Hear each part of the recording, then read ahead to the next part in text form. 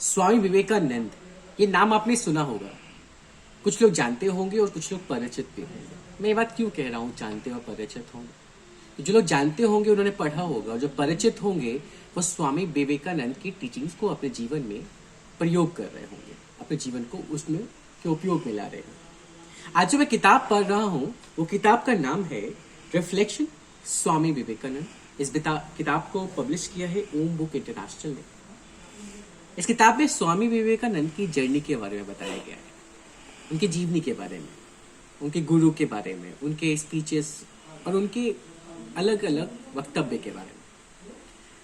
उसके अलावा अलग अलग लोगों के बारे में बताया गया है। इस किताब में सबसे अच्छी बात यह है कि केवल स्वामी विवेकानंद से इन्फ्लुएंस हो कि और लोग भी जो लोग थे उनके बारे में भी बताया गया है, जैसे एनी बेसेंट, बाल गंगाधर तिलक, बिपिन चंद्र पाल, मोहनदास करमचंद गांधी जी, राजेंद्र प्रसाद, सर्वपल्ली राधाकृष्णन, जवाहरलाल नेहरू, सुभाष चंद्र बोस, जयप्रकाश नारायण, लाल बहादुर शास्त्री, इंदिरा गांधी और भी बहुत सारे लोग। इसके साथ साथ महाभारत, रामायण, योगा, अलग अलग प्लेसेस, वर्शिप क्यों करते हैं और भी बहुत सारी चीजें बताई गई हैं।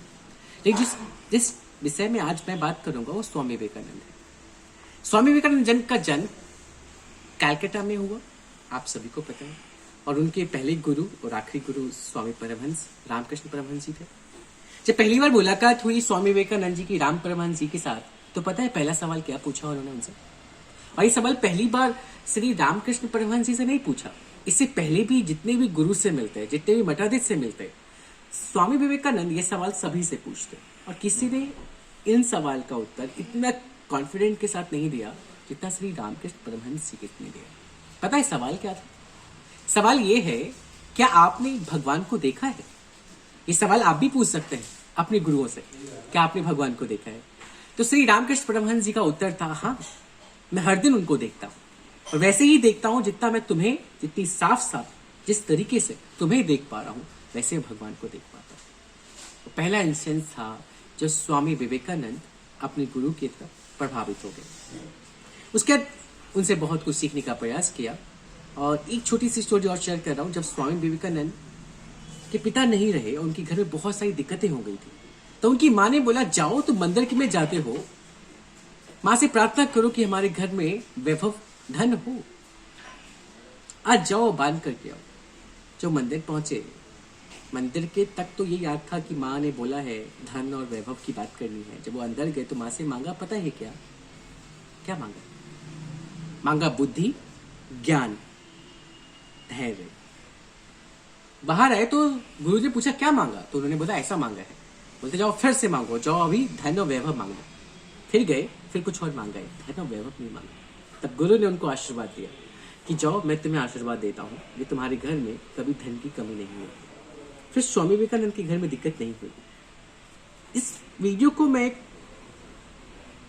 स्पीच के कुछ चंद लाइनों से मैं आपको समाप्त करूंगा, और ये लाइनें हैं स्वामी विवेकानंद के वर्ल्ड पार्लियामेंट ऑफ रिलीजन में जब बोल रहे हैं तो क्या कहते हैं? वो कहते हैं, I am proud to belong to a religion which has taught the world both tolerance and universal acceptance.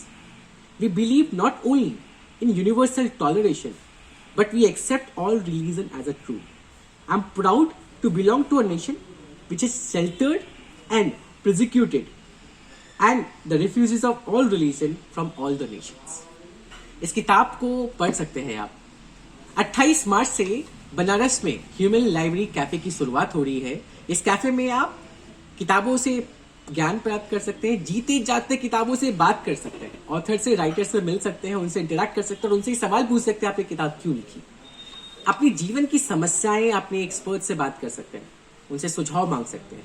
तो 28 मार्च से आप सभी का स्वागत है ह्यूमन लाइब्रेरी कैफे में। आइए इस मुहिम को एक साथ आगे लेके चलते हैं। Thank you.